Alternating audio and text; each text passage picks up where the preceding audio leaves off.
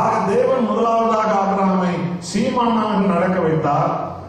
இரண்டாவதாக ஆபிரகாமை தேவன் வெற்றி வீரனாய் நடக்க வைத்தார். விசுவாசியே, கர்த்தர் உன்னை ஏன் சீமானா நடக்க வச்சிருக்கிறார் தெரியுமா? வெற்றி அடையத்துக்காக.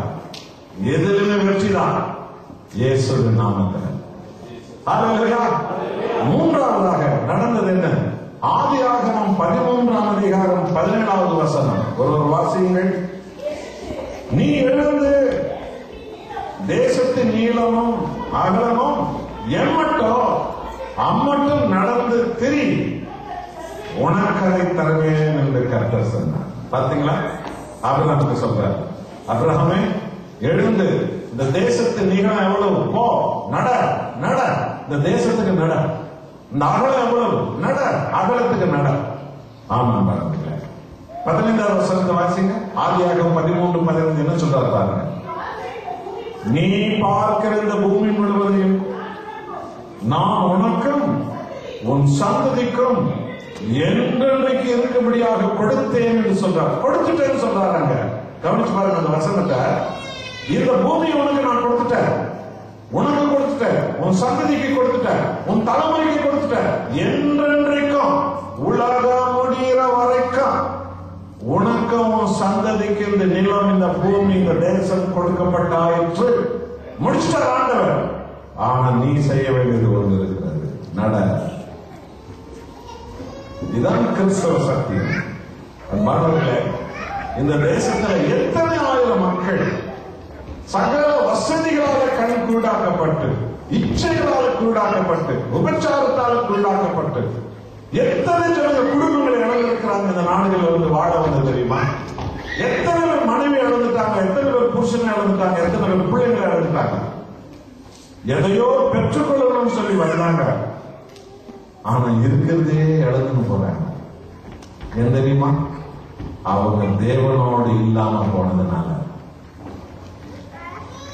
அந்த ஜனங்கள் எல்லாருமே ஆண்டவருக்கு சொந்த ஜனங்கள். ஒவ்வொரு ஜனங்களும் கர்த்தருடைய ஜனங்கள். ஆபிரகாமுக்கு சொன்னாரு, இந்த தேசம் உனக்கும் சந்ததிக்கும் என்றைக்கு இருக்கும், கொடுத்துட்டேன். ஆனா நீ ஒரு காரியம் செய்யணும். என்ன செய்யணும்? நான் கொடுத்துட்டேன்னு சொல்லி நீ சும்மா மூலையில் உட்கார்ந்து நீங்க தூங்கிட்டு இருக்காங்க. புரியுதா? நட. பாத்தீங்களா? கர்த்தர் என்ன சொல்ல, நட நட. அப்பதான் உனக்கு அது மேல உரிமை கிடைக்கும். நான் கொடுக்கறதுனால காப்பாற்ற முடியும். நீ நடக்கணும், நீ நடக்கணும். அந்த அனுபவம் உனக்கு வந்திருக்கணும். நீ நடக்காம போயிட்டு சொன்னீங்கன்னா அந்த அனுபவம் உனக்கு கிடைக்காது. அதை நீ இழந்துருவ, அதை நீ விட்டுடுவ. நட நட, நிகழத்துக்கு நட, அகலத்துக்கு நட. 560 கிலோமீட்டர் நிகழும். இஸ்ராயல் தேசத்தின் நிகழும் 560 கிலோமீட்டர், 170 கிலோமீட்டர் அகலம், 560 கிலோமீட்டர் நிகழும். ஆபிரகாம் நடந்தார்.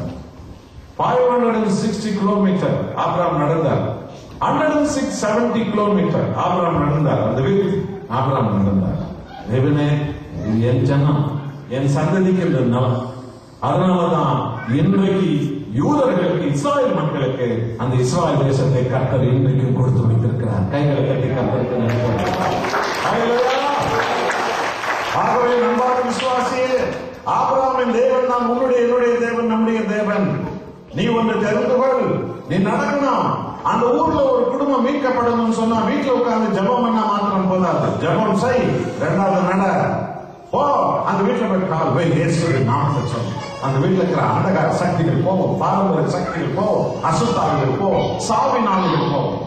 அந்த ஆஸ்பத்திரிக்கு போ, கால் போய் அந்த இடத்துல அந்த நோயாளியை சந்தி போ, அந்த கட்டப்பட்டவங்கிட்ட போ, அந்த தெருவுக்கு போ, அந்த கிராமத்துக்கு போ, அந்த பட்டணத்துக்கு போ, நட நட போ. இயேசு பரலோகத்தில் இருந்து கொண்டு இந்த பூலோகத்தில் ரிமோட் கண்ட்ரோல் மூலமா இந்த உலகத்தை அவர் ரட்சிக்கல.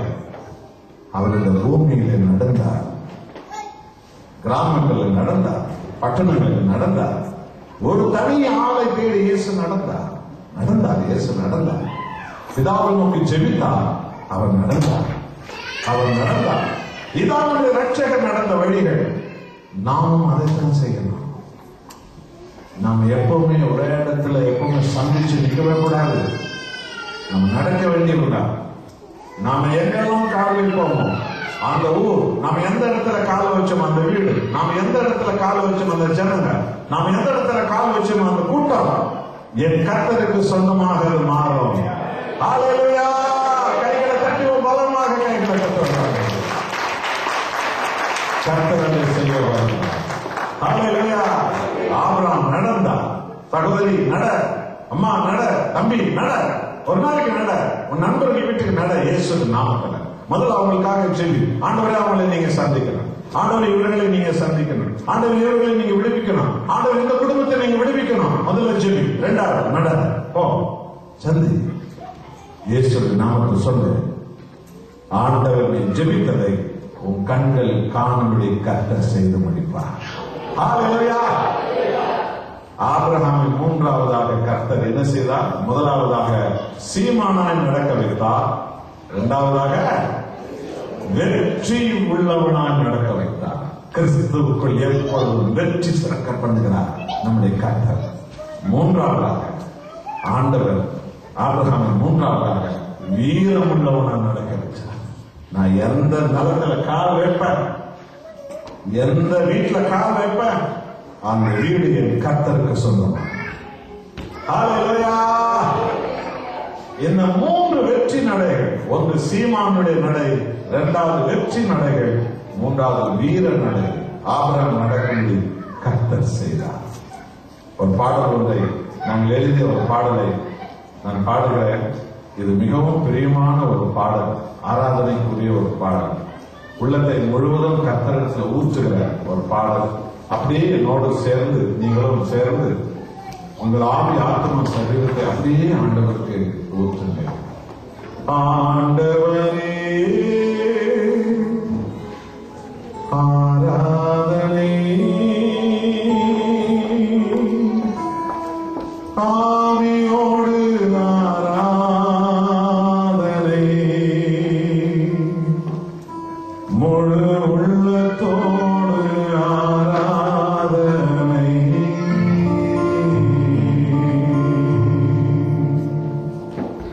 ஆண்டவரே ஆராதனை, ஆவியோடு ஆராதனை.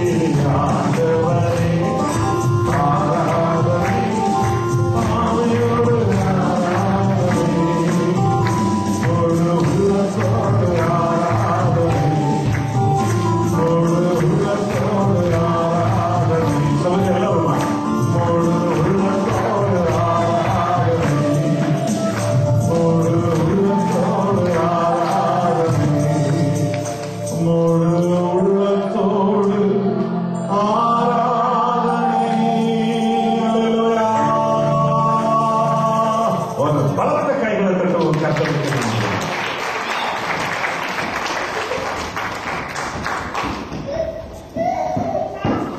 அல்லேலூயா. 75 வயதுல கர்த்தர் ஆபிரகாமை தேர்ந்தெடுத்தார், சீமானாய் நடக்க வைத்தார், வெற்றி உள்ளவனாய் நடக்க வைத்தார், வீரம் வாய்ந்தவனாய் நடக்க வைத்தார். 24 வருஷங்கள் இப்படியாக ஆபிரகாமை கர்த்தர் நடத்தினார். இப்பொழுது ஆபிரகாமுக்கு 99 வயது. இந்த 24 வருஷங்கள் கர்த்தர் இந்த பூமி மேல மாபெரும் ஆசீர்வாதத்தோடு தான் தெரிந்து கொள்ளுகிற பிள்ளைகளை கர்த்தர் நடக்க வைக்கிறார். இந்த 24 வருஷம் முடிஞ்சிடுச்சு. இப்ப 25 வருஷம் தொடங்கும். 100 வயசு அவருக்கு வரப்போம். 99 வயசுல இப்ப ஆண்டவர் அவரை சந்திக்கிறார். இப்ப சொல்றாரு, ஆதியாகமம் 17:2 வருஷம் ஆரம்பத்தில் படிக்கிறோம். என்ன சொன்னாரு? கர்த்தர் ஆபிரகாமுக்கு தரிசனமாகி, நாம் சர்வ வல்லமுள்ள தேவன். ஆபிரகாம் 99 வயதா இருக்கும்போது கர்த்தர் ஆபிரகாமுக்கு தரிசனமாகி, நாம் சர்வ வல்லமுள்ள தேவன், நீ எனக்கு முன்பாக நடந்து கொண்டு உத்தமனாயிரு, அப்பொழுது உன்னோடு கூட நான் உடன்படிக்கை பண்ணுவேன். என்ன உடன்படிக்கை? உன்னை திரளாய். இதான் இன்றைக்கு செய்தி. சீக்கிரத்தில் இப்பொழுது நாம் முடிக்க போகிறோம்.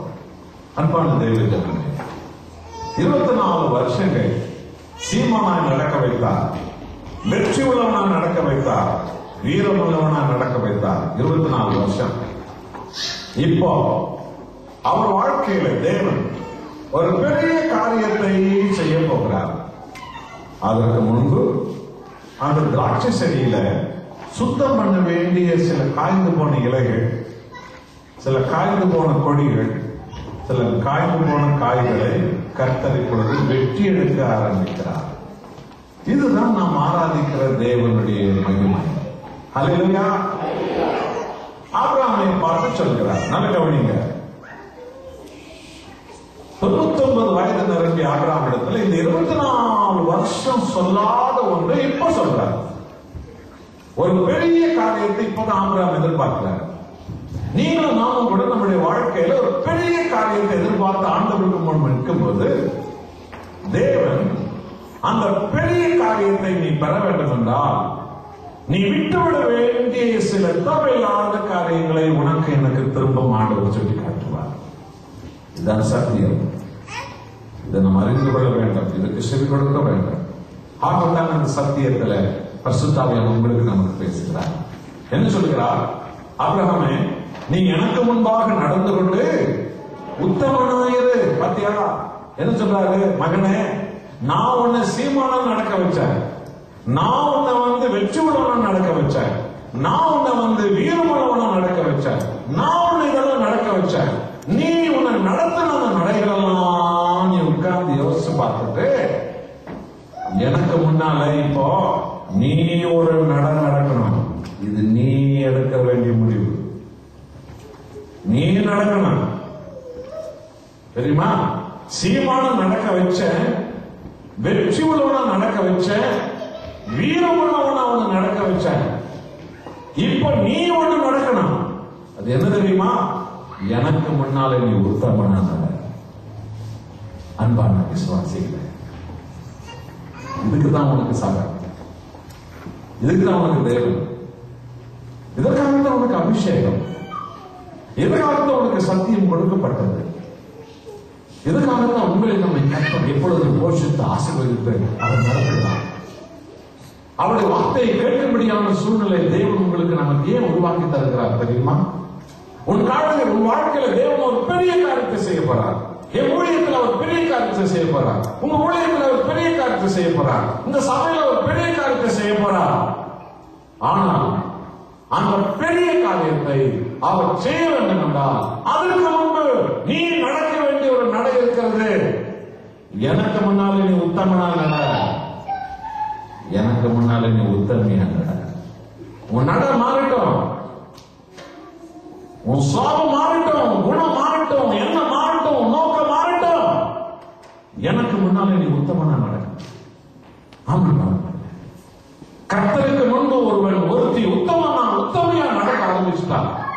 அவங்க இந்த உலகத்துல வெளிச்சமா இருக்கட்டும், இருட்டா இருக்கட்டும், ஆணா இருக்கட்டும், பெண்ணா இருக்கட்டும், பணமா இருக்கட்டும், மண்ணா இருக்கட்டும், உலகமா இருக்கட்டும், எங்க இருக்கட்டும், எல்லாரும் இருக்கட்டும், யாரும் இல்லாத இடமா இருக்கட்டும், எங்க வேணாலும் இருக்கட்டும், கர்த்தருக்கு முன்பு தம்பி, தங்கச்சி, சகோதர சகோதரிகளே, தெய்வ மக்களே, கர்த்தருக்கு முன்பு நீ உத்தமையா நடக்க ஆரம்பித்து விட்டால் இந்த உலகத்தில் எங்கேயுமே நீ உத்தமையாய் நான் நடந்து காட்டுவார். அதுதான் கர்த்தராக இயேசுவின் நாமத்தை மகிமைப்படுத்தும். உங்களை காண்கிறவன் என்னை காண்கிறான். இந்த எதிர்பார்ப்புகளுக்காகத்தான் தேவன் இந்த அனுபவங்கள் எல்லாம் கொடுக்கிறார். நீங்க நினைச்சிருக்கிறாங்க நம்ம வெறும் கை தட்ட தெரிஞ்சுக்கணும், எழுதிக்க தெரிஞ்சுக்கணும், கையாட்ட தெரிஞ்சுக்கணும். இதுக்காக மாத்திரம் பரிசுத்த ஆவியானவர் உனக்கு என்று கொடுக்கப்பட்டார். நம்முடைய உள்ளார்ந்த மனுஷன், அந்த உள்ளார்ந்த மனுஷன் முழுவதுமாய் மறுரூபமாக்கப்படும். உத்தமனாக நடக்கணும், உத்தமையா நடக்கணும். ஒரு புருஷன் மனைவி எதிர்பார்க்கிறது என்ன? உத்தமையா. ஒரு மனைவி புருஷனுக்கு எதிர்பார்க்கிறது என்ன? உத்தமனா. தாய் தகவல் தன் பிள்ளைகளுக்கு எதிர்பார்க்கிறது என்ன? உத்தமமா. பிள்ளைங்க தாய் தகப்பட்ட எதிர்பார்க்கிறது என்ன? எங்களுக்கு அவங்க உத்தமமா இருக்கணும். இதைதான் கர்த்தர் எதிர்பார்க்கிறார். அல்லேலூயா. ஆகவே ஆபிரகாமுக்கு ஆண்டவர் சொல்கிறார், 24 வருஷம் அவரை நடக்க வச்சார். இப்ப சொல்றாரு, உன்னை நான் நடக்க வச்சல, இதெல்லாம் யோசித்து பாரு. இப்ப நீ முடிவு பண்ணி எனக்கு முன்னால ஒண்ணு நடக்கணும், எனக்கு முன்னால எனக்கு உத்தமனா நடக்கணும். அப்பொழுது பாத்தியா, உன் நட மாறட்டும். அப்பொழுது நான் உன்னோட உடன்படிக்கை செய்தேன். நான் பாண்டு பேப்பர் எல்லாம் வாங்கி ரெடியா வச்சிருக்கிறேன் பேனாவோட. உன் நட மாறா, அந்த பாண்டு பேப்பர்ல நான் கையில் போட்டு உன் நட மாற வரைக்கும் மகனே, மகளே, தம்பி, தங்கச்சி, சகோதரனி, சகோதரி, இந்த பாண்டு பேப்பரோட தான் தேவன் கையில் பேனா வைக்கிறது உட்கார்ந்து கொடுத்தாங்க. நட மாறட்டும், கையில் போட்டு தரலாம். இதைத்தான் ஆபிரகாமுக்கு ஏன் இதை பார்த்து இப்பொழுது நாம் முடிக்க போகிறோம், நம்மை நாம் ஒப்புக்கொடுக்க போகிறோம். எதற்காக? ஏனென்றால் ஆபிரகாமை தேவன் சீமானா நடத்திருந்தோம், வெற்றி உள்ளவனா நடத்திருந்தோம், வீரம் உள்ளவனா நடத்திருந்தோம். அநேக இடத்தில் ஆபிரகாம் சில சம்பவங்கள் நடக்கும்போது, சூழ்நிலைகள் நடக்கும் பொழுது, சில விரக்தி வரும்போது, சோதனைகள் வரும்போது, பலவீனங்கள் வரும்பொழுது ஆபிரகாம் என்ன செய்தார் என்றால், தன் சுயமாகவே மாம்சீகமாகவே அவர் முடிவெடுத்து சில இடத்துல அவர் நடந்தார். இதை தேவன் எதிர்பார்க்கவே இல்லை, விரும்பவே இல்லை, அவர் விரும்புவதே இல்லை. அதனால் அவர் நடந்த தவறான நடைகள் ஏராளம் உண்டு பைபிள்ல. அதுல ஒரே ஒரு நடையை பரிசுத்த ஆவியானவர் இன்றைக்கு உங்களுக்கு நமக்கும் வாழ்க்கைக்கு பிரயோஜனப்படும்படியாக இன்றைக்கு அதை சுட்டி காட்டுகிறார். ஆதியாகமம் 12ஆம் அதிகாரத்தில் 10ஆம் வசனத்திலிருந்து 13ஆம் வசனம் வரைக்கும் வாசியங்கள் கேட்கலாம். ஆதியாகமம் 12 10லிருந்து 13.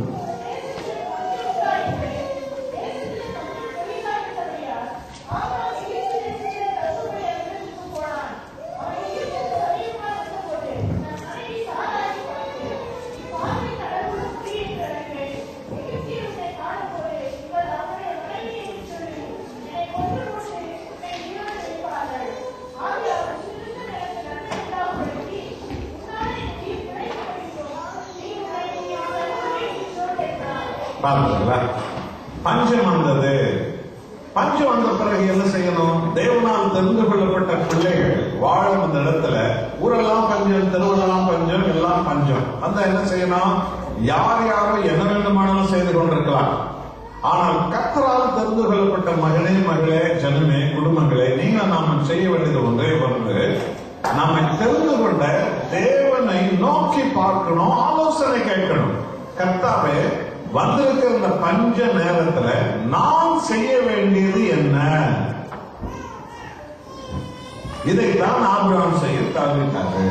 என்ன நடக்கிறது? பஞ்சம் வந்து விட்டது. மழை பெய்யவில்லை, ஆற்றுல தண்ணி இல்லை, கிணற்றுல தண்ணி இல்லை, எங்குமே தண்ணி இல்லை, பயிர்கள் விளையவில்லை, எங்கு பார்த்தாலும் பஞ்சம், வேலை இல்லை, ஒன்றுமே இல்லை. இப்படிப்பட்ட சூழ்நிலையில ஆபிரகாம் என்ன செய்தார் தெரியுமா? அந்த சூழ்நிலைகளுக்கு அடிமைப்பட்டு தன் மனைவி சாராளிடத்துல பேசி அவர் சொல்றாரு, இனிமே இந்த ஊர்ல நம்ம வாழ்கிறது பிரயோஜனம் இல்ல. இப்ப சாப்பாடு இருக்கிற ஒரே ஒரு ஊர் இருக்குது, அதான் எகிப்து. ஆகவே எகிப்துல தான் இனிமே நாம போய் வாழணும். ஆக புறப்படு வா, புறப்படு வா என்று தன் மனைவி சாராளை அழைத்துக் கொண்டு ஆபிரகாம் எகிப்துக்கு அவர் புறப்பட ஆரம்பித்தார். இதுதான் ஆபிரகாம் செய்த முதல் தவறு. என் அன்பான சகோதரனே, சகோதரிமார்களே, நீதி உள்ள தேவன், பரிசுத்த தேவன், மகிமையும் தேவன் தன்னுடைய பிள்ளைகளை எவ்வளவுக்கு எவ்வளவாய் நேசிக்கிறார்கள் என்று சொன்னால், பைபிள் சொல்லுகிறது, நீதிமொழி புஸ்தகம் 14ஆம் அதிகாரம் 12வது வசனம் என்ன சொல்கிறது தெரியுமா? மனுஷனுக்கு செம்மையாக தோன்றுகிற வழிகள் அநேகம் உண்டு, ஆனால் அதனுடைய முடிவோ மரண வழி. பார்த்துங்களா? நம் கண் முன்னால ஏராளமான வழி இருக்குது. எந்த வழியில வேண்டுமானாலும் நீ நாம் நடக்க முடியும். ஆனால் அதுக்கு ஒரு முடிவு இருக்கிறது. அதுதான் சாவு, அழிவு, அவமானம், வெக்கம், துக்கம். அந்த வழிகளை தன் பிள்ளைகள் ஒருபோதும் போகக்கூடாது என்பதை கர்த்தர் விரும்புகிறார். ஆகவேதான் இந்த சத்தியத்தினூடாக இன்றைக்கும் தேவன் தன் பிள்ளைகளோடு, தன் ஜனங்களோடு கர்த்தர் பேசுகிறார். ஆக இப்ப ஆபிரகாம் என்ன பண்ணிட்டாரு? அவருக்கு பிரியமான ஒரு வழி இருக்குது. என்ன வழி? தேவனே, பஞ்சம் வந்து விட்டார், இப்ப நாங்க என்ன செய்யணும்? ஆண்டவர்கிட்ட கேட்க வேண்டியது அந்த சிறு காரியம். பாருங்க, அது செய்யல. அவரா முடிவெடுக்கிறார். சரி, சாரால் எழுந்துரு, பஞ்சம் வந்து விட்டது, பரவாயில்ல, கவலை இல்ல, எகிப்துல சாப்பாடு இருக்கிறதா, நமக்கு முன்னோர்கள் சொல்லி வச்சிருக்கிறாங்க, சோறு உள்ள இடம் சொர்க்கம் சொல்லி. இப்ப சொர்க்கமானது எகிப்து தான், அங்கதான் சாப்பாடு இருக்கிறது. ஆக புறப்படு, வா, புறப்படு, சாப்பாடு இருக்கிற இடத்துக்கு போயிடுவோம் வா அப்படின்னு தன் மனைவி சாராளை அழைத்து கொண்டு ஆபிரகாம் போய் கொண்டிருக்கிறார். ஊர்ல இருக்கிற யாரெல்லாம் ஜனங்க போறாங்க, ஆபிரகாமும் போயிட்டார். பாத்தீங்களா, எல்லாரும் ஒருத்தர் அவர் மாறி போயிட்டார். அப்ப அவர் போய் கொண்டிருக்கிறார். போகும்போது எகிப்துல இருந்து ஏற்கனவே போன ஆட்கள் எகிப்துல வாழ முடியாதுன்னு சொல்லி திரும்பி வெளியில வந்து கொண்டிருக்கிறாங்க. அவங்க ஆபிரகாமையும் சாராளையும் பார்க்கிறாங்க. என்ன இது, நீங்க ரெண்டு பேரும் அங்க வாழ போறீங்களா? நாங்க ஏற்கனவே வாழ்ந்துட்டு வெளியே வந்து இருக்கிறோம், வாழ முடியாதுன்னு சொல்லி. அப்படியா? என்ன விஷயம்? எகிப்துல பார்வோன் இருக்கிறானே, அவன் வந்து ஒரு சட்டம் போட்டு வச்சிருக்கிறான். என்ன சட்டம்? அந்நியர்கள் புதிதாக புருஷமஞ்சாதி 2 பேர் எகிப்துல வாழ வருவார்கள் என்றால் அவங்க என்ன செய்யணும்னு சொன்னா, புருஷன் தன் மனைவியை பார்வோனுக்கு மனைவியாக வாழபடி 3 மாதத்துக்கு அவன் அரண்மனைக்கு அவளை அனுப்பி வைக்கணும். இதுதான் விசா வாங்குற மாதிரி பார்வோன் காலத்துல. அப்ப எவ்வளவு மகாவிய துன்மார்க்கர்கள் அவங்க வாழ்ந்திருக்கிறார்கள் என்று உங்களுக்கு தெரியுதா? இதை சொல்லுகிறார்கள். மனைவியை பார்வோனுக்கு மனைவியாக 3 மாதத்துக்கு வாழ வைக்கணும் அரண்மனையில. அவங்க மாத்திரம் தான் எகிப்துல வாழபடி, அவங்களுக்கு தான் நல்ல வசதி எல்லாம் செஞ்சு கொடுக்குறாங்க. அப்படி வாழ முடியாது. மான மரியாதை விட்டு என்ன வயிற்று நிரப்பி சாப்பிட வேண்டிய அவசியம் என்ன அது இருக்கிறதா? ஒண்ணு வேண்டியது. புலி பசித்தாலும் புள்ள தின்பாடு பார்ப்பேன். நமக்கு மானம் முக்கியம், கௌரவம் முக்கியம், சாப்பாடா முக்கியம். அதான் நாங்க திரும்பி வந்துட்டோம். நீங்க என்ன செய்ய போறீங்க? இப்ப ஆபிரகாமுக்கு ஒரே குழப்பம். என்ன, மனைவியா பார்வோனுக்கு மனைவியா வாழ அனுப்பணும், அப்பதான் வாழ முடியும். எதிர்த்து என்ன பண்ணுவாங்க? எதிர்த்து ஈட்டியால குத்துவாங்க, கத்தியால வெட்டுவாங்க, கேள்வி கேட்க மாட்டாங்க. ராணுவ வீரர்கள் உடனே அவன் தொடுத்து கொண்டு போட்டுருவாங்க. முடியா? சாப்பாடும் இருக்குது, இப்படியும் நடக்கணும். புருஷன் சொன்னாதான் எதிர்த்து நிக்கணும். உடனே ஒரு முடிவு போறாங்க. சரி, ஓகே, ரைட், நம்ம ஒரு முடிவு வந்துருவோம். அங்கதான் சாப்பாடு இருக்கு, வேற வழியே இல்லை. நான் புருஷங்கார எதிர்த்துட்டேன்னா தான் எனக்கு கத்தியால கொத்த போறேன். அதனால நம்ம ஒரு முடிவு பண்ணுவோம். அவனை நம்ம பிடிக்கும் போது யாராவது கேட்டா நீ எனக்கு சிஸ்டர்னு சொல்லிட்டு நான் உனக்கு பிரதர்னு சொல்லிட்டு புரியுதா? அப்ப பிரதரை விட்டு வாங்க, சிஸ்டர் விட்டு. அந்த அம்மா கேட்டா அப்ப யார் கதி? உன்னை கர்த்தர் காப்பாற்றுவார். உங்க கதி என்ன நான் தான் காப்பாற்றிக்கணும். பார்த்துங்களா? என்ன பேசுற? என்ன யார காப்பாத்துறது? கர்த்தாதி கர்த்தர் காப்பாற்றுவார். உண்மை என்ன நான் தான் காப்பாத்திக்கணும். ரொம்ப பேசாத, இதோட நிறுத்திக்கா. நீ என் தங்கச்சி, நான் உன் அண்ணன். புரியுதா? இதோ வந்துட்டாங்க ஆட்கள், வந்துட்டாங்க ஆட்கள். நீ யாரியா? நம்ம யாரு? இது என் தங்கச்சி, நான் அண்ணன் சார். அண்ணன் விட்டு தங்கச்சி போயிட்டாங்க. என் அன்பான சகோதர சகோதரி, இதுதான் ஆபிரகாம் நடந்த ஒரு நடை, மாம்ச நடை. தன்னுடைய குடும்ப உறவுகளிலே ஏற்பட்ட அந்த தாறுமாறான பிரச்சனை, தன் குடும்ப வாழ்க்கையில் ஏற்பட்ட அந்த குழப்பமான பிரச்சனை. என் அன்பான தெய்வ மக்களே, அருமையான விசுவாசிகளே, உன்னுடைய குடும்ப வாழ்க்கையில உன்னுடைய கிறிஸ்தவ சாட்சி வெளிப்படணும். உன் குடும்ப ஜீவியத்தில் உன்னுடைய கிறிஸ்தவ குணங்கள் வெளிப்படணும். நமக்குள்ள இருக்கிற பரிசுத்த ஆவியானுடைய அந்த குணநலன்கள் நம்முடைய குடும்ப உறவுகளிலே வெளிப்பட்டு நாம் வாழ்ந்து காட்ட வேண்டியவர்களாக இந்த பூமியில் அழைக்கப்பட்டிருக்கிறோம். ஆகவேதான் நமக்கு கர்த்தர் கட்டளை தந்திருக்கிறார், அவருடைய அபிஷேகத்தை தந்திருக்கிறார், பிரசனத்தை தந்திருக்கிறார், சபையை தந்திருக்கிறார், ஐக்கியத்தை தந்திருக்கிறார், ஆசீர்வாதங்களை தந்திருக்கிறார், வாக்குத்தத்தங்களை தந்திருக்கிறார். அல்லேலூயா. இப்ப நடந்தது என்ன? ஆபிரகாம் வந்து பொய் சொன்னார். சொந்த மனைவியை சகோதரி என்று சொல்லிட்டார், தான் தப்பிக்க வேண்டும் என்பதற்காக. தன்னை புருஷனாக இருக்கிற தன்னை தன் சகோதரன் என்று சொல்லிட்டார். அதனால இந்த சகோதரன் என்று சொன்னதுனால இவரை ஒண்ணுமே யாருமே எதுவுமே செய்யல. இவரை விட்டு அவருடைய மனைவியை அவர்கள் கடத்தி கொண்டு போய்விட்டார்கள். ஆபிரகாம் பொய் சொன்னார். எல்லாரும் சேர்ந்து சொல்லுங்க, ஆபிரகாம் என்ன சொன்னார்? பொய் சொன்னார். நாம பைபிள்ல ஆபிரகாமை பெரிய விசுவாசியாகவே பார்த்திருக்கிறோம். இல்ல, ஆபிரகாம் பொய் சொல்லியிருக்கிறார். ஆபிரகாம் பொய் சொன்னார். இங்க பாருங்க, ஆபிரகாம் இந்த இடத்துல நாம் ஒரு பாவியாய் பரிசுத்தாவியானவர் முன்பு நாம் காணலாம். பரிசுத்தர் ஒருவரே, அது கர்த்தராகிய இயேசு கிறிஸ்து ஒருவரே. நாம் ஆபிரகாம் ரத்தத்தால் மீட்கப்பட்டவர்கள் அல்ல, கர்த்தராகிய இயேசு ரத்தத்தால் மீட்கப்பட்டவர்கள். ஹல்லேலூயா. சரி, நடந்தது என்ன? இதுதான் நீங்க தெரிஞ்சுக்கணும். ஆழமான ஒரு விஷயம் இது. ஆபிரகாம் பொய் சொன்னார். எல்லாரும் சொல்லுங்க, ஆபிரகாம் பொய் சொன்னார். ஆபிரகாம் பொய் சொல்லும் பொழுது அவன் இன்னும் மகன் பிறக்கவில்லை. இந்த உண்மை நீங்க தெரிஞ்சுக்கணும். இதுக்கு பின்னால் 15 வருஷங்கள் கழித்து தான் ஈசாக்கை பிறந்திருக்கிறார். ஈசாக்கு இன்னும் பிறக்கவே இல்லை.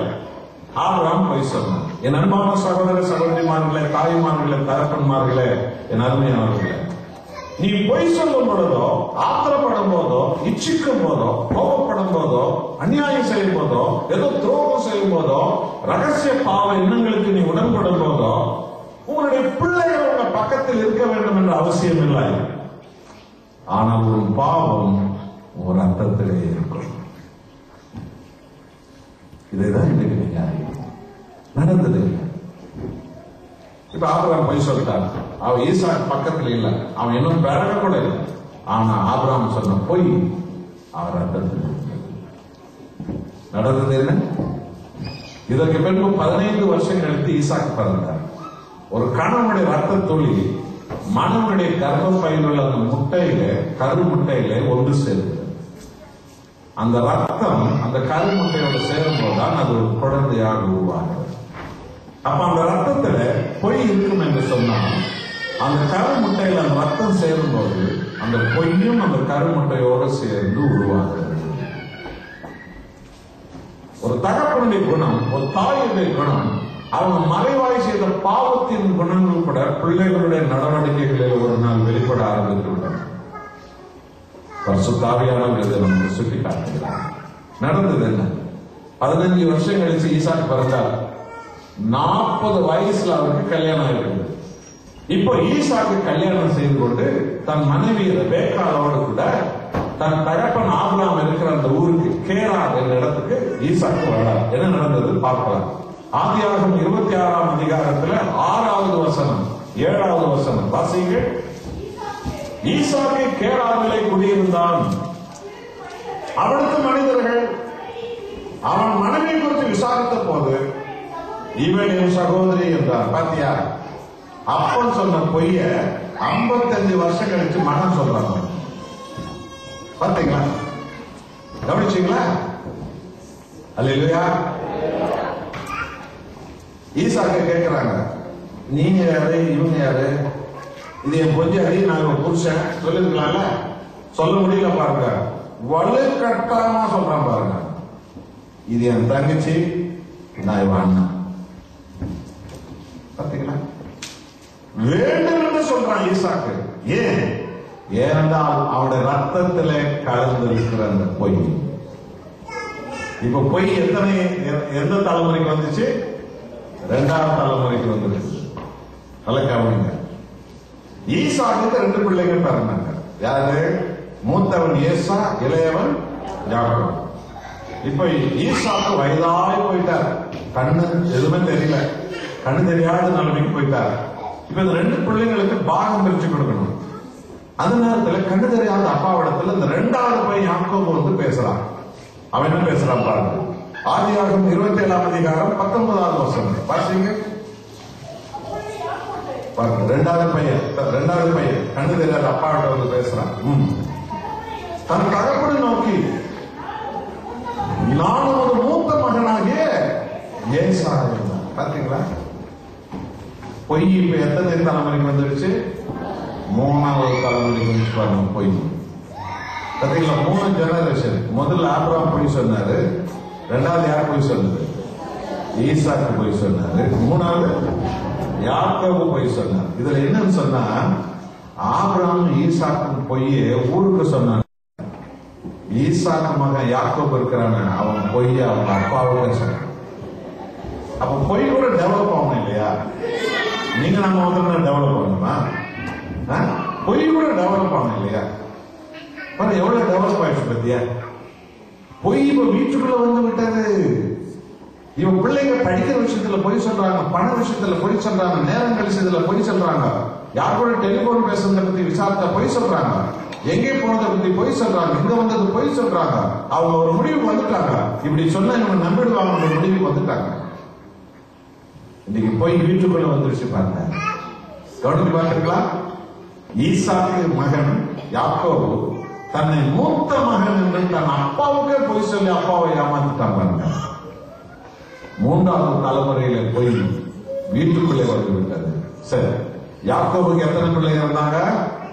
12 பிள்ளைகள். 12 பிள்ளைங்க யாக்கோபுக்கு.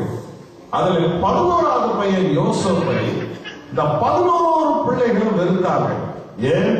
தேவன் அவனுக்கு ஒரு தரிசனத்தை கொடுத்திருந்ததுனால, அந்த தரிசனத்தை கேட்டனால அவன் எல்லாரும் வெறுத்தாங்க. அவன் தேவனுடைய மகனாக தெரிந்து கொள்ளப்பட்டான். அவன் இந்த 11 மாம்சீகத்து பிள்ளைகளை வெறுத்தாங்க. உங்க வாழ்க்கையில, நம்ம வாழ்க்கையில கூட அப்படித்தான். ஆண்டவருடைய மகனாக மகளாகி நீ நான் தெரிந்து கொள்ளப்படும் போது மாம்சீகத்தின் பிள்ளைகள் உங்களை வெறுப்பாங்க. ஆச்சரியப்படாத, கவலைப்படாத, ஆனந்தப்படு.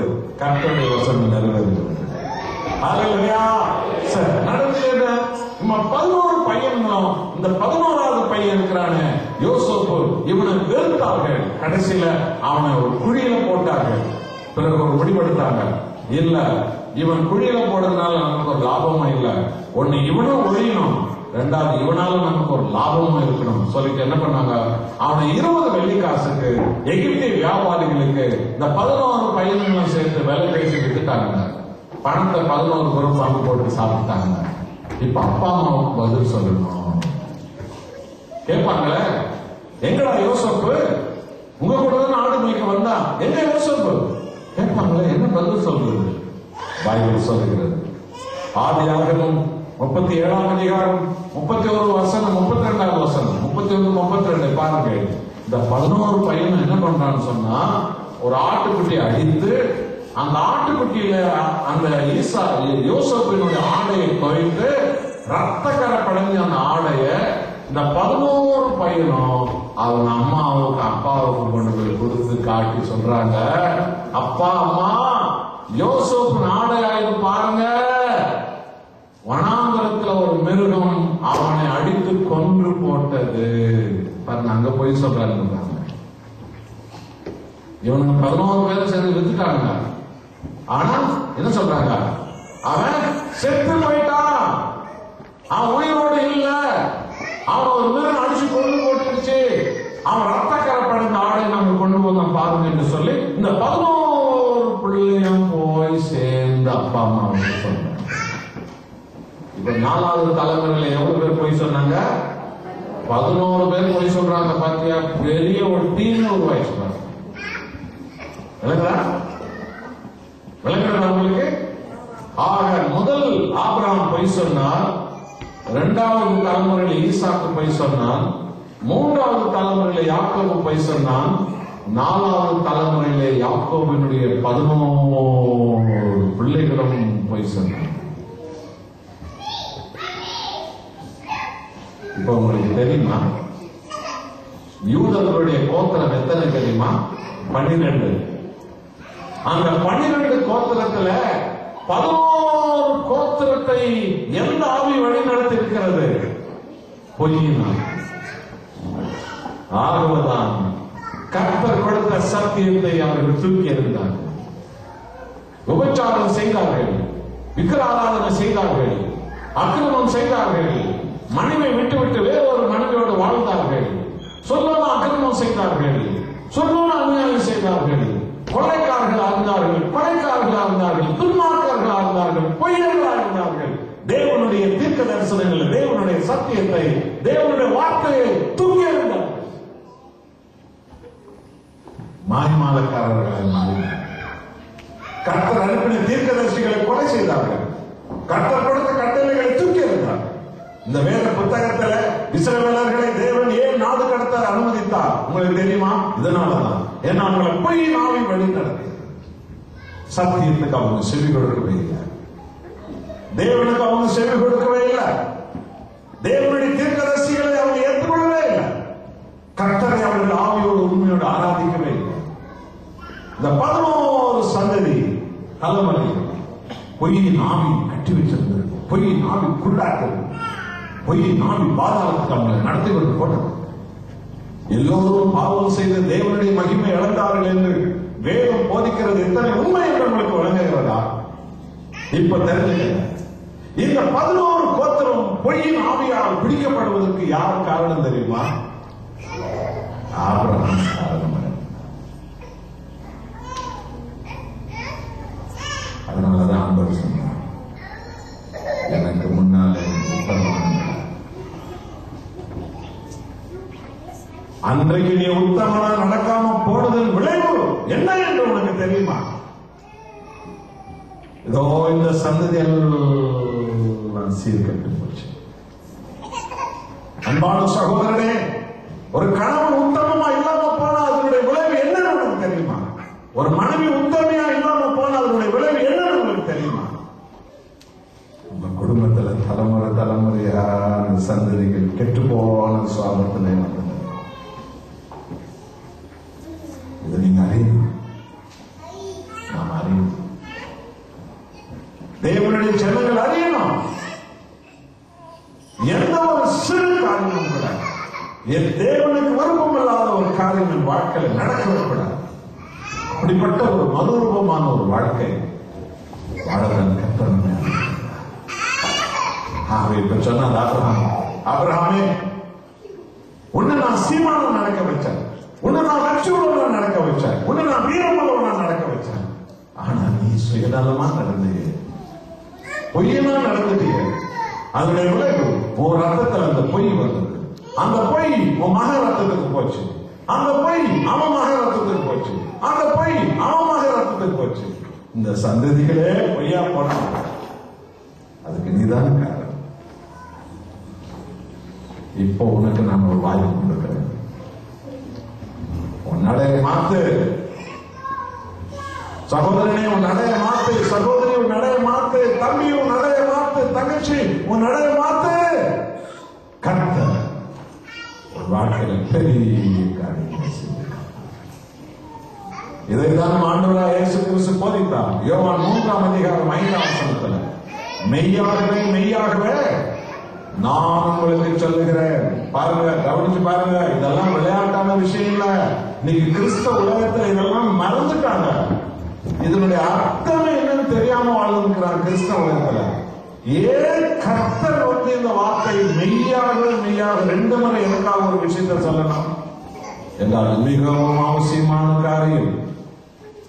அதனாலதான் 2 முறை அதை உணர்த்தி சொல்றாங்க. மெய்யாக மெய்யாகவே நான் உங்களுக்கு சொல்லுகிறேன், ஒருவன் மறுபடியும் பிறவாவிட்டால் அவன் தேவனுடைய ராஜ்யத்தில் போய் சேர முடியாது. பார்த்தீங்களா? மறுபடியும் பிறக்கணும். நீ எப்படி பிறக்க முடியும்? நீ சிலுவையில சேர்த்தாதான் மறுபடியும்.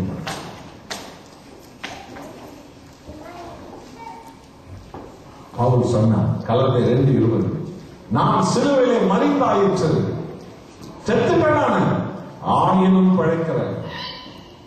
நான் அல்ல, என்னில் கிறிஸ்துவே பழைக்கிறார். நான் இல்ல. அந்த கொலைகாரன் பவுல் செத்துட்டான், அந்த பொய்யன் பவுல் செத்துட்டான், அந்த மத வெறியன் பவுல் செத்துட்டான், அவன் செத்துட்டான். இப்ப நான் இல்ல, எனக்குள்ள கிறிஸ்து. எனன்பான சகோதரனே, எனன்பான சகோதரிகளே, கிறிஸ்தவ வாழ்க்கை என்பது ஏதோ ஒரு விளையாட்டுத்தனமான ஒரு வாழ்க்கை இந்த பூமியின் மேல. அது மறுரூபமான ஒரு ஜீவியம், ஒரு பரிசுத்த சந்ததியின் வாழ்க்கை. பரலோகத்திலே பரிசுத்தத்திலே இருக்கிறவர்கள் இந்த பூமியில பரிசுத்தத்தின் மறுரூபமாக்கப்படுவோம். இதுதான் கிறிஸ்தவம். ஆகத்தான் இன்றைக்கு கர்த்தர் சொன்னார், ஆபிரகாம், உன் நடைய மாத்து, எனக்கு முன்பு நீ உத்தமனாய் நட. நீ உத்தமம் இல்லாம நீ நடந்ததுனால உன் மகன் உத்தமம் இல்லாம போன இல்ல, அவன் மகன் உத்தமம் இல்லா போன இல்ல, அவன் மகன் உத்தமம் இல்லா போன இல்ல, அவன் மகன் உத்தமம் இல்லா போன இல்ல. இத்தனை தலைமுறை கட்டி போனதுக்கு யாருக்காக? இதானே உன் நடைய மாத்து, எனக்கு முன்பு நீ உத்தமனாய் நட, உன்னோடு கூட நான் உடன்படிக்கை. இடிச்சத கட்டு, உடைச்சத சேர்த்து வை, இருக்க அதற்கு வெளிச்சத்துக்கு வா, நான் உன்னை திரும்ப உயர்த்திருப்பேன். நம்ம ஒப்பு கொடுப்போமா? எல்லாருமே 2 கொரிந்தியர் 5:17 சொல்லுகிறது, ஒருவன் கிறிஸ்துவுக்குள் இருந்தால் புது படைப்பான், சிருஷ்டியான். பழையவைகள் பழைய சேர்க்கக்கூடாது. கிறிஸ்தவர்கள் பழைய சுவாபம், பழைய குணநலன், பழைய அசுத்தம், பழைய சஞ்சலம், பழைய போலித்தனம், பழைய பொய்த்தனம், பழைய இச்சைத்தனம், பழைய மாயமானம், பழைய துரோகங்கள், பழைய சந்தேகத்துக்குரிய ஜீவியம், பழைய தவறான அபிப்பிராயங்கள். இல்லை இல்லை, ஒருவன் ஒருத்தி கிறிஸ்தவுக்குள் நுழைந்தார், ஒரு குடும்பம் கிறிஸ்தவுக்குள் நுழைந்தார், அப்படி புது சிருஷ்டியாக மாறுகிறார். கிறிஸ்தவுக்குள் நுழைவு புது சிருஷ்டி. நாம் சிலுவையில் சாகணும், புது சிருஷ்டி. நம்முடைய மாம்சம் சாகணும், புது சிருஷ்டி. எல்லாம் புதிதாக கிறிஸ்து எல்லாவற்றையும் புதிதாகவே ஒப்பு கொடுப்போமா? கண்களை வருவோம், கரங்களை உயர்த்துவோம். தேவனுக்கு நேராக என் வாழ்வை முழுக்கமெல்லாம் சித்தம் செய்வதுதான். என் வாழ்வை முழு ஏக்கமெல்லாம் ஓம் சித்தம்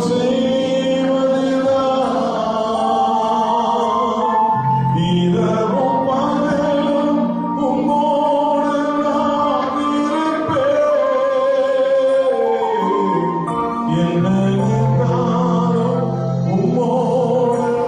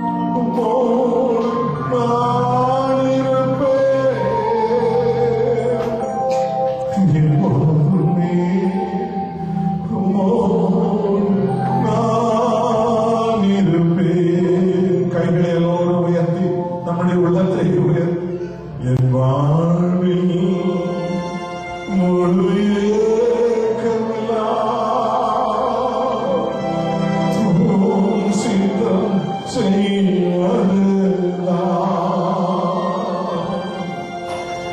வாழ்வில் முழு ஏக்கமெல்லாம் ஓம் சித்தம் செய்வதுதான்.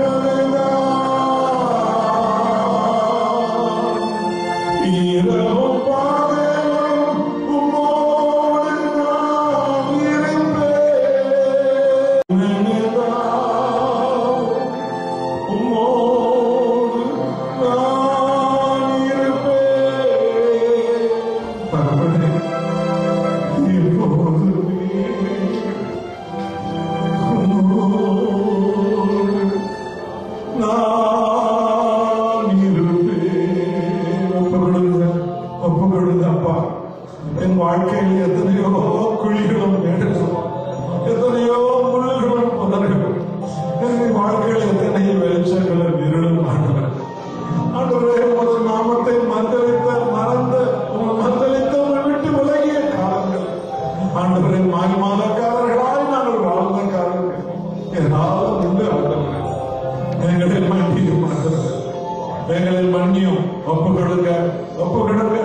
ஒவ்வொரு குடும்பங்களில் எத்தனை மாய்மாலங்கள் ஆண்டவரே மன்னியும் ஆண்டவரே. கணவன் மனைவி உறவுகளில் எத்தனை மாய்மாலங்கள் ஆண்டவரே கழுவந்தார்கள். பிள்ளைகளுடைய வாழ்வில் எத்தனை மாய்மாலங்கள் ஆண்டவரே கழுவந்தார்கள். உங்களுடைய வாழ்க்கையை மாற்றுங்க. உமக்கு முன்பு உத்தமனாய் நடக்கிறவர்கள், உமக்கு முன்பு உத்தமையாய் நடக்கிறவர்கள் கர்த்தரை எதிர்பார்க்கிறீர்கள். நீர் உத்தமம் உள்ளது, நீர் உத்தமம் உள்ளது. உம்முடைய பிள்ளைகளிடத்தில் உத்தமத்தை நீர் இருந்தார். ஆமாண்டவர், அக்கிரமம் அநியாயமும் துரோகமும் துன்மார்க்கும் உபச்சாரமும் மலிந்து கிடக்கிற இந்த நாட்களில் உம்முடைய ஜனங்களிடத்தில் கர்த்தர் உத்தம நடைகளை, ஆண்டவர் உத்தம பேச்சுக்களை, உத்தம அர்ப்பணிப்பை, உத்தம ஆராதனையை, உத்தம ஒப்புவிடுத்தலை, உத்தம வாய்ந்தனை அர்ப்பணிக்கிறவர்களை கர்த்தர் எதிர்பார்க்கிறேன். அப்படிப்பட்டவர்களால் கர்த்தாவே பெத்தேல் புது வாழ்வு கிறிஸ்துவ ஐக்கியத்தின் மக்கள் எழுபடியாய் உத்தமமான சபை, உத்தமமான கூட்டம், உத்தமமான ஊழியக்காரர்கள், உத்தமமான மக்கள் ஜனம், உத்தமமான பிள்ளைகள், உத்தமமானவர்கள், கர்த்தராகிய இயேசுவை ஆராதிக்கிறவர்கள் உத்தமர்கள், உத்தமிகள் என்று சொல்லும்படியா அதன் வழியாகவே நாம் மகிமையடையும். எங்களை ஒரு விஷயம் கூட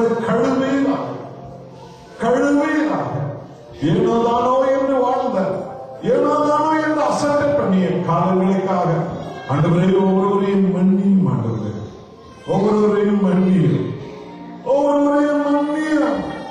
மனதுருகும் நடையை மாற்ற பரிசுத்தாவியானவர் உதவி செய்கிறார்.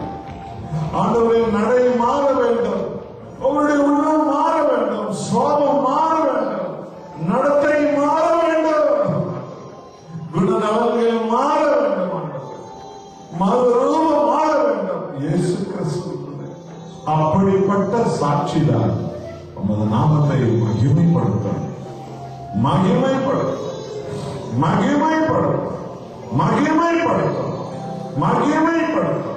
உமது பிள்ளைகளை சந்திக்கிறீர், ஒரு மாற்றுகிறார். ஒவ்வொரு சகோதர சகோதரிகளை சந்திக்கிறீர், ஒரு மாற்றுகிறார். உமது பிள்ளைகள் ஒவ்வொருவரையும் ஒரு மாற்றம். எனக்கு முன்பு நீ உத்தமனாய் நட, எனக்கு முன்பு நீ உத்தமையாய் நட. உன்னோடு கூட நான் உடன்படிக்கை பண்ணுவேன், உன்னை திரளாய் பெருகப்படுவேன் என்று மகத்துவமான வாக்குத்தத்தங்களை கொடுத்து திரளாய் பெருகப்படும் கர்த்தாவே, அவருடைய பரிசுத்த நாமத்தில் எங்களை முழுவதும் தாழ்த்துகிறோம். அவருடைய நோய்களையும் கட்டுக்களையும் பலவீனங்களையும் ஆண்டவருடைய சோர்வுகளையும் போராட்டங்களையும் மனக்கலக்கங்களையும் இயேசுவின் நாமத்தினாலே நாங்கள் அகற்றுகிறோம்.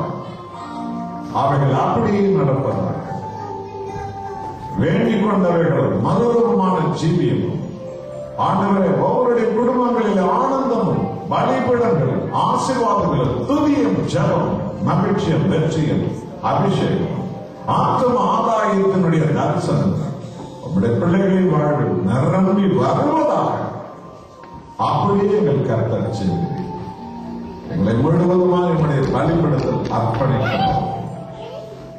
துதி, கனம், மகிமை, மாட்சியம் எல்லாம் உமக்கே. இயேசுவின் விலையேறப்பெற்ற நாமத்தில் எங்கள் எல்லோரையும் முழுவதுமாய் தாழ்த்துகிறோம் எங்கள் அன்பின் பிதாவே. ஆமென். ஹல்லேலூயா.